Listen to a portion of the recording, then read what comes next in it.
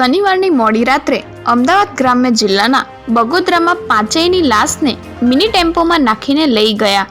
બગોદરા સામૂહિક આપઘાત પ્રકરણમાં વળાંક, રિક્ષાના હપ્તાની પઠાણી ઉઘરાણી કરનારો માણસ કોણ?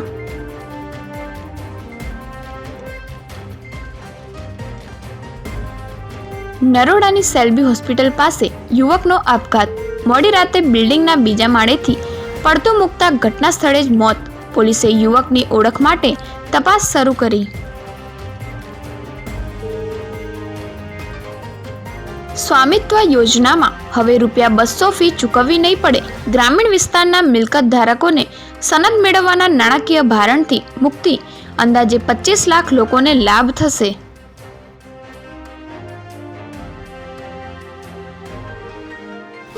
ડુમસ દરિયા કિનારે મર્સિડીઝ ફસાઈ. દરિયાઈ પેટ્રોલિંગના દાવા વચ્ચે યુવાનોના સ્ટન્ટ. પ્રતિબંધ હોવા છતાં કાર કેવી રીતે દરિયા કિનારે પહોંચી?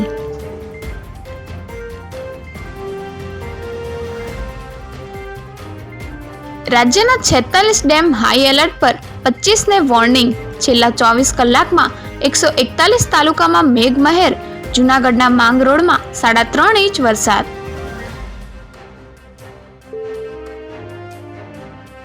ગાંધીનગરમાં મચ્છરજન્ય રોગચાળાને લઈ તંત્ર એલર્ટ.